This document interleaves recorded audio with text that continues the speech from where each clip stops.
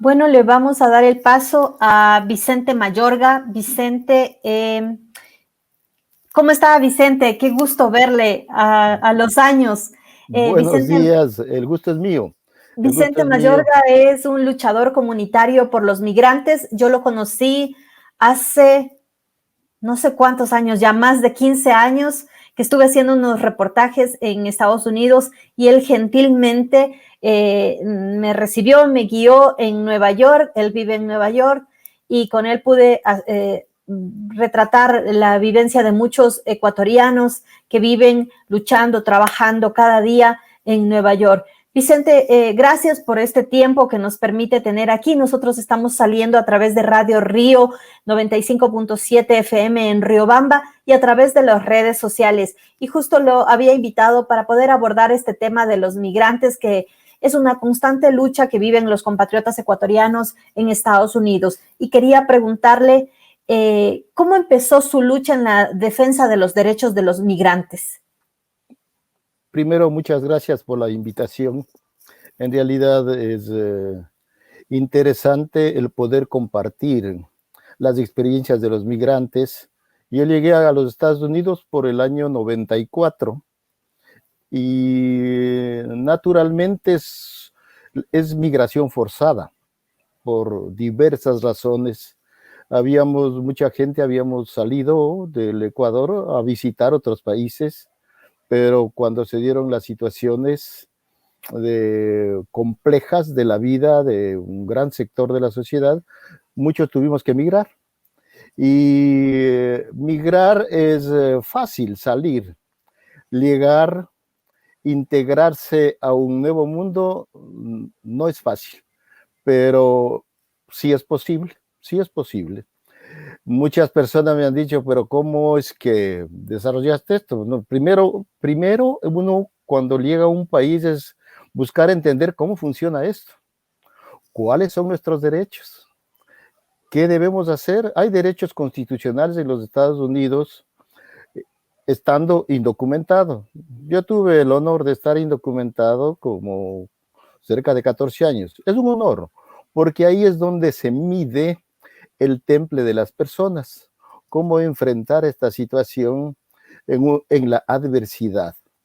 Y la ventaja y suerte de mi vida es que fui un organizador desde mi juventud en el Ecuador, a nivel de la FESE, de los barrios, en la universidad. Todo eso trasladé a los Estados Unidos. Digo, bueno, ¿y ahora aquí qué voy a hacer?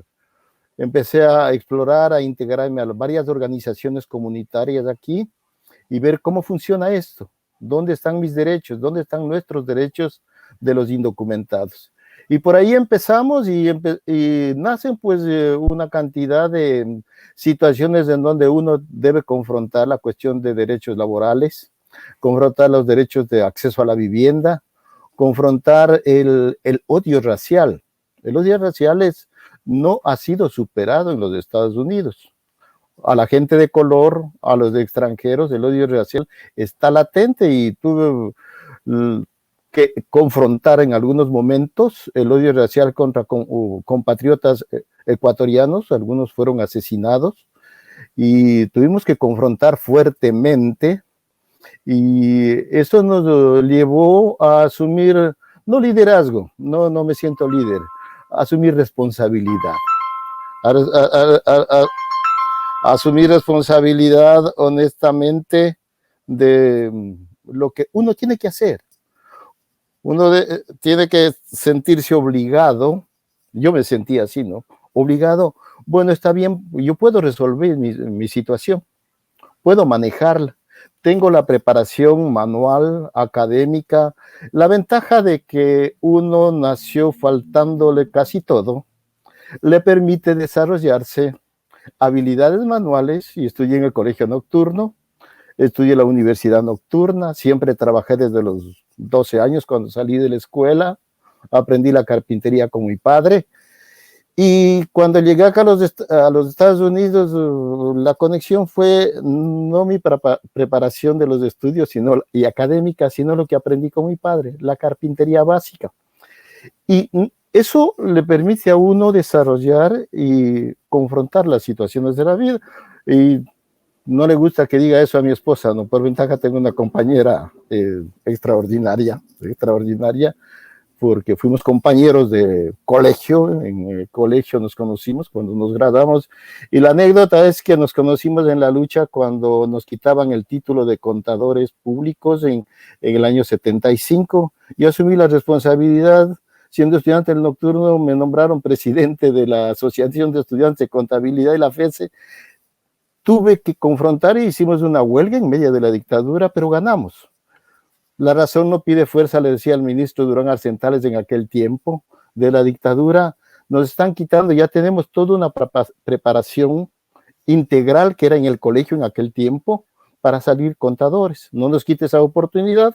Logramos esa oportunidad y ahí es donde nos conocimos en la lucha con mi esposa. Por eso lo vital es avanzar en pareja, coincidiendo principios, valores y objetivos. Eso aquí en los Estados Unidos es muy importante para los migrantes, muy importante. El conocimiento de dónde estoy, qué debo hacer, cómo me integro a esta nueva situación y buscar espacios a través de las organizaciones. Aquí hay un montón de organizaciones comunitarias sin fines de lucros. El acceso a la salud es increíble, porque aquí no importa el estatus migratorio y tiene uno oportunidad al acceso a la salud, porque hemos ganado ese tipo de leyes de acceso a la salud a nivel de la ciudad, a nivel del estado, protección, que no es un seguro médico directo, pero sí un acceso al cuidado de salud. Los derechos laborales, no importa el estatus migratorio. Eso también hay que saber y estar seguro. Uno puede defenderse los derechos de explotación, de discriminación, de acoso, todo, sin importar el estatus migratorio, la protección. Eso es importante conocerlo y acudir a servicios legales. Yo, con el transcurso del tiempo, en medio de esta lucha de confrontar los derechos y todo, me integré a las organizaciones o actualmente yo trabajo para una organización comunitaria. Antes era voluntario, trabajaba en otra cosa, en la corporación. Cuando nos conocimos, yo era un voluntario en las organizaciones. Organicé el Frente Unido de Inmigrantes Ecuatorianos, una expresión organizativa ecuatoriana independiente de autosostenimiento, porque en el Frente aún sigo siendo miembro, de autosostenimiento porque nosotros ponemos para organizar. No recibimos fondos de ningún lado en el Frente y hemos hecho un montón de cosas de ayuda para la comunidad, principalmente en la orientación, en la educación, en que la gente conozca qué hacer. Y la experiencia también hemos propuesto siempre a los gobiernos de turno alternativas, no solo reclamos. Esto es posible hacerlo acá y debería asumir la responsabilidad del Estado ecuatoriano, que es la protección de los connacionales en cualquier parte del mundo. Entonces, hemos presentado alternativas de todo orden, pero lastimosamente han quedado en el papel, excepto lo que logramos es la afiliación voluntaria al Seguro Social de los ecuatorianos en el exterior. Lastimosamente no fue conducido como nosotros habíamos aspirado. Pero de todas maneras, ahí está, y si tenemos mucho que seguir haciendo, mucho que seguir trabajando.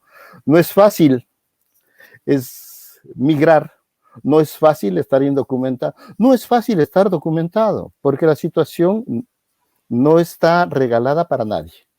Vicente, ¿y cómo ha visto usted esta última ola de migración que se ha pronunciado aquí en el Ecuador? Varios compatriotas saliendo vía la ruta de México, tratando de cruzar esa frontera sur para llegar hacia Estados Unidos. Hemos tenido el registro, particularmente hice un podcast con testimonios de personas que han llevado a sus hijos y niños menores de edad viajando solos, tratando de reencontrarse con sus padres en Estados Unidos. La primera parte de las migraciones son el por qué nos vemos obligados a hacerlo. Partiendo de la propia experiencia. Hoy la situación del Ecuador, los que viven ahí saben, conocen, usted, Ingrid, conoce la realidad porque vive ahí. Nosotros que estamos afuera no vivimos las realidades, solo nos cuentan nuestros familiares. Yo tengo un hijo que vive en Ambato, él sabe la realidad y los familiares, la gente que vive en el Ecuador, cómo está la situación de oportunidades, cómo está la situación de trabajo, cómo está la situación del aparato productivo, porque si el aparato productivo en nuestro país no funciona, la gente no tiene dónde trabajar. La gente es simple, no tiene dónde trabajar. Muchas veces parece que cuando comparto yo la situación de mi vida en el Ecuador, les decía, miren, yo por allá por el año, finales de los 60, yo ganaba 150 sucres al mes. Dices, pero ¿cómo es que podías vivir? Claro, en ese tiempo valía el galón de gasolina 4 sucres 50 centavos, equivalente a 25 centavos de dólar, porque en aquel tiempo era 18 sucres en relación a un dólar. Y entonces los 150 sucres tenían una capacidad de compra que nos permitía vivir, sobrevivir, digamos, ¿ya? Porque era el salario básico. Ahora, la gente dice, ¿cuántos son sucres? ¿Quién tiene un trabajo sabe cuánto necesita para vivir? Yo no quiero aventurar a hablar de cifras, pero la gente que ha venido de Ecuador dice, no, con 400 no se puede vivir. Si es que tiene el trabajo a tiempo completo, el básico, no se puede vivir.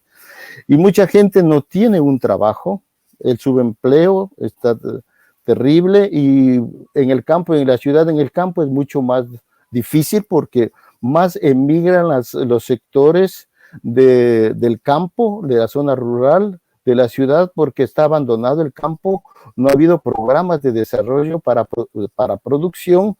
Entonces la situación, viene una desesperación de salir huyendo.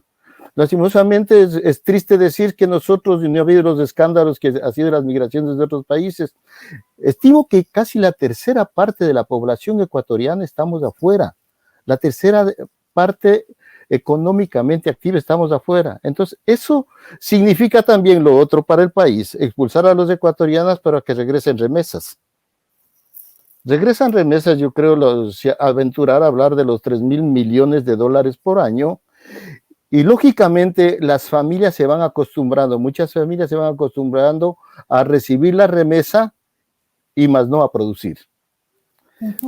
Los gobiernos no han asumido la responsabilidad de desarrollar programas con nosotros, los inmigrantes, de inversiones, pero inversiones colectivas.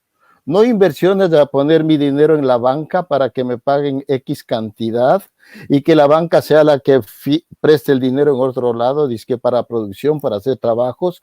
El costo del dinero es demasiado caro para alguien que quiera emprender y desarrollar un negocio. Entonces yo soy un cooperativista también.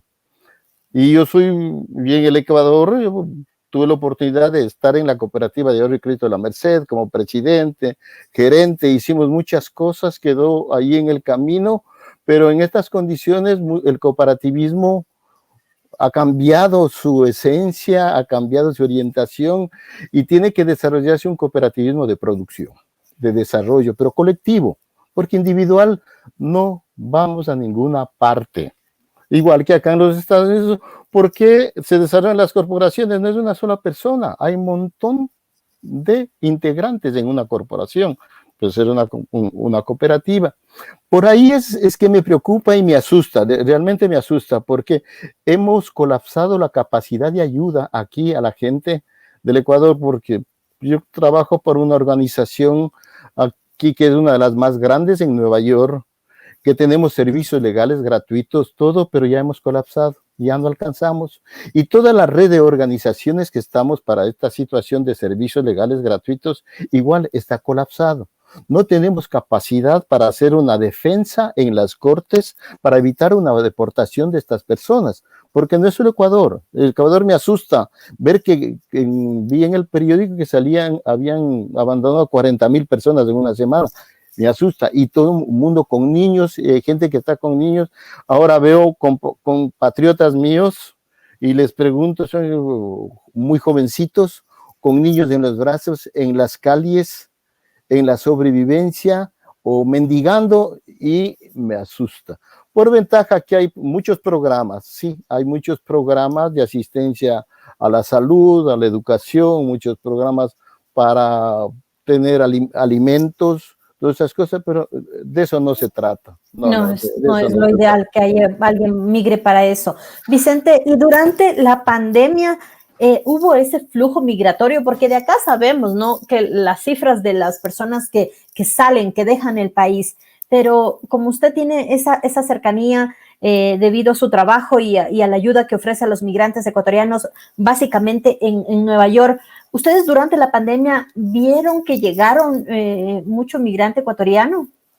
Seguían llegando porque el flujo migratorio del Ecuador, hay dos fenómenos también.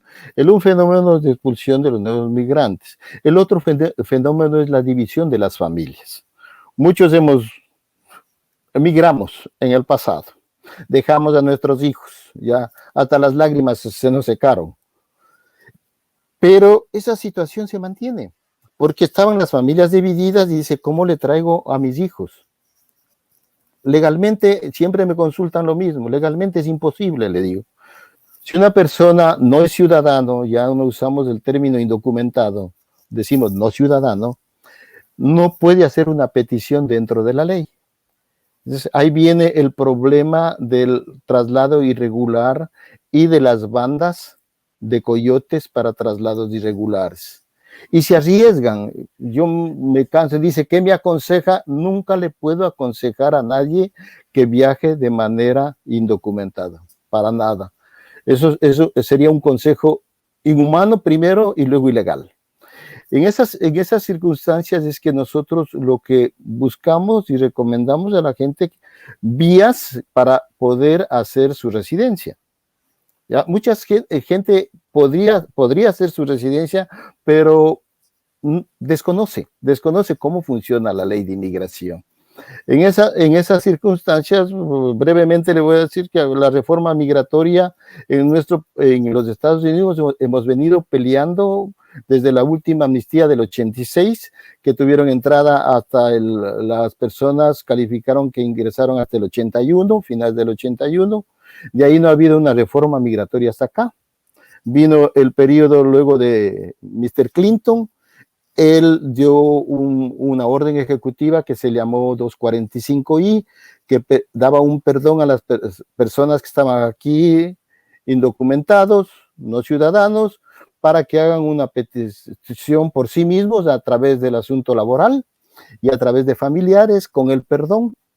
Pero luego de eso, el 30 de abril de 2001, feneció esa 245I, de ahí para acá no ha habido nada. El tiempo de Bush, nada, más promesas, vino lastimosamente la tragedia del 9/11, hubo la justificación de una reforma migratoria. En el tiempo de Obama, vino Mr. Obama con todos los ofrecimientos a la hora del té, terminó haciendo solo una orden ejecutiva para protección de DACA, de los jóvenes que llegaron acá como niños. Alrededor se benefició como 1 millón de jóvenes para poder seguir los estudios. Hizo la orden ejecutiva de DAPA, que protegía a los padres de ellos, pero vino Mr. Trump y de un plumazo lo borró eso, y también tuvimos que pelear fuerte. Tuvimos una etapa con Mr. Trump de estarnos defendiendo de los ataques que nos hacían los migrantes. Ahora estamos en un nuevo escenario con Mr. Biden, que nos está prometiendo, y estamos abriendo trocha en esta etapa para ver si hay una reforma a la ley de inmigración. Así estamos, honorable Ingrid. No sé si logran escucharme ahí, pido disculpas, la conexión acá en Quito, en mi casa, se me fue, me quedé, estimado Vicente, cuando usted nos estaba narrando la serie de reformas migratorias que se han esperado, o los ofrecimientos de los distintos presidentes de Estados Unidos frente a la reforma migratoria que siempre se está esperando. Y yo quería hacerle una consulta, y era que con el presidente actual, Joe Biden, se esperaban algunos cambios. ¿Qué cambios han sucedido en realidad, o todavía no se ve estos ofrecimientos que había? Bueno, el ofrecimiento le hemos tomado la palabra al presidente Joe Biden y él ha ratificado ese ofrecimiento, pero él no puede tomar una decisión del cambio a la ley de inmigración, tiene que ser el Congreso. Él envió la propuesta de ley tomando consenso con los inmigrantes aquí en los Estados Unidos. Está en este proceso, está en el Congreso. Una de las propuestas es que ya se aprobó en la Cámara de Representantes, está ahora en el Senado, es otorgar la residencia a quienes obtienen el beneficio de DACA y TPS, que son millones. Los DACA son quienes obtuvieron un permiso de trabajo que no es un estatus migratorio. TPS es igual un permiso de trabajo por 1 año o 2 años renovable. Ya. Ellos no tienen un estatus, sino un permiso de trabajo significa una protección a una deportación con un número de seguro social, pero pueden estar y trabajar legalmente dentro de los Estados Unidos. Esa primera pieza legislativa de otorgar la residencia está en el Congreso. Pero ¿qué ocurre? Que para cambiar la ley de inmigración se requieren 60 votos. Y el lado proinmigrante, que les llamo, tiene 50 votos. El lado que no es proinmigrante tiene 50 votos. Y existe una figura legislativa que se llama reconciliación presupuestaria. Esa figura legislativa estamos presionando que sea utilizada, como ya fue utilizada por la administración anterior, para cambiar la ley de inmigración. Quiere decir que se puede cambiar la ley de inmigración en una reforma con 50 votos más el voto dirimente, que en este caso lo tomaría la vicepresidenta de los Estados Unidos, Kamala Harris. Ha manifestado de la misma manera la señora vicepresidente que ella votaría para que se cambie la ley de inmigración.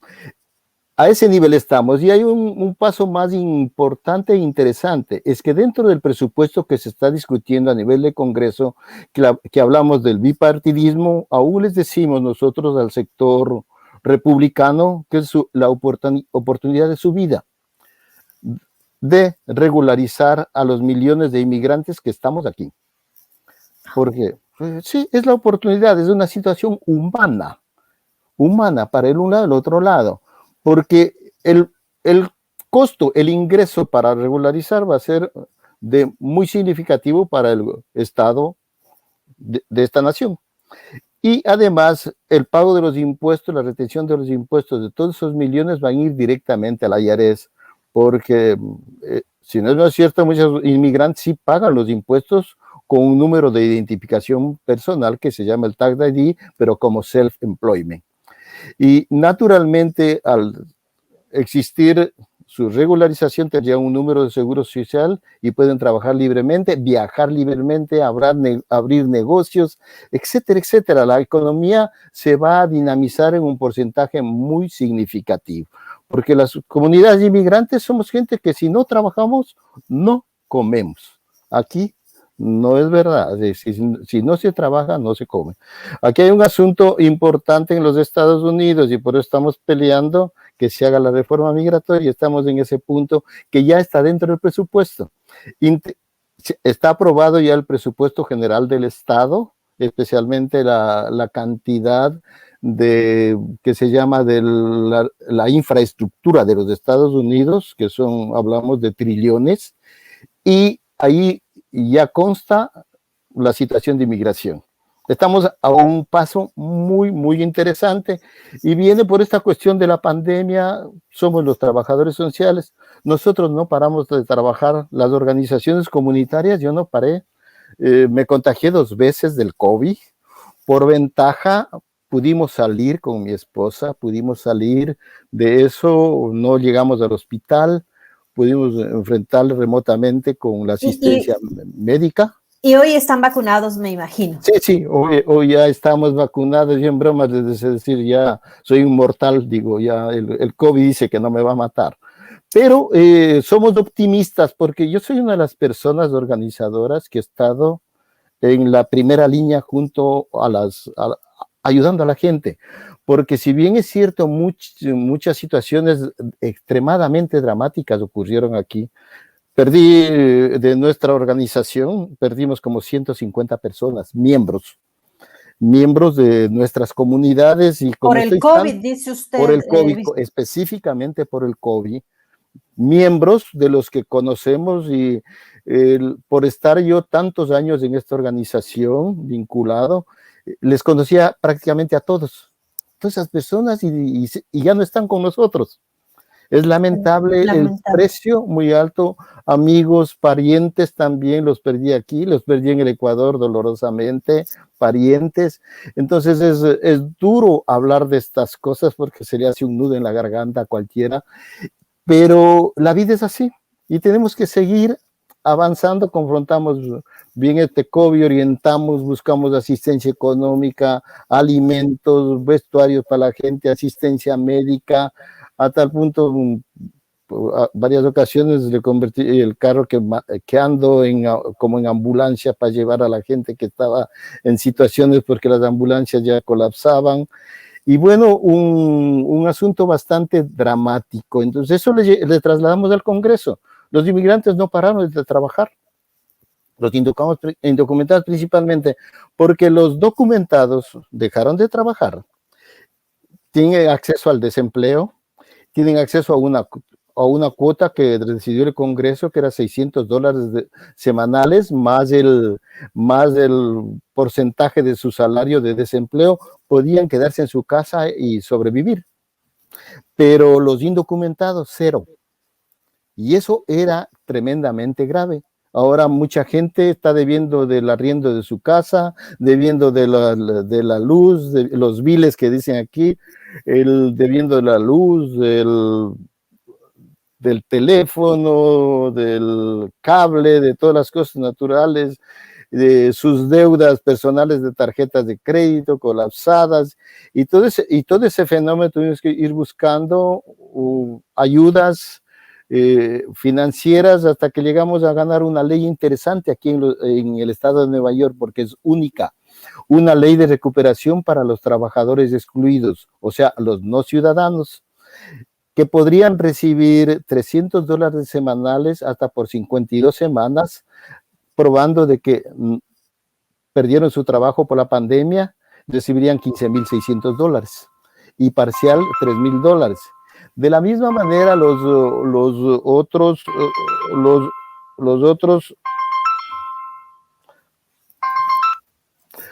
perdón, el teléfono interrumpió, hasta domingo no me dejan descansar, pero como le decía, también hay un dinero para que ayude a pagar la renta. La gente con una aplicación, si no pudo pagar el arriendo, solamente probar esas cosas y podrían pagar el arriendo hasta por un año de su departamento y los biles. Es la única ley que se ganó aquí en el estado de Nueva York porque es una ley estatal. No hay ningún riesgo. Si me están escuchando los inmigrantes, hemos hecho una campaña para que hagan esa aplicación, busquen asistencia en las organizaciones, busquen cómo probarle, pero no pierdan la oportunidad. Están $4,300 millones que ganamos. Entonces, Vicente, sin duda, me queda muy corto el tiempo para seguir hablando de algunos temas que tenía en carpeta, pero conversando de los temas que atañen al tema de la migración, se nos queda cortísimo el tiempo. Me comprometo a hacerle una nueva invitación para poder profundizar en estos últimos temas que nos ha comentado. Uno, el lamentable deceso de cientos de ecuatorianos, personas que usted ha conocido cerca de su comunidad, y también estas ayudas que ha puesto el gobierno de Estados Unidos y que ustedes lograron con la organización poner al alcance de los no ciudadanos o las personas que están indocumentadas en Estados Unidos. Quiero su mensaje final para despedirnos y comprometerle a que en una próxima ocasión podamos conversar, estimado Vicente. Muchas gracias. Solamente quiero hacer un llamado que cualquier persona acuda a las organizaciones comunitarias, no solo donde yo estoy, es el nexo adecuado para tener información.